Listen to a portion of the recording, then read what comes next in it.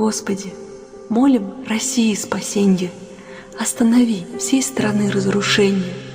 Женщину-мать ожидает народ, ту, что поможет и жизни спасет. Образ простой россиянки узнать нам помоги, чтоб воспряли опять.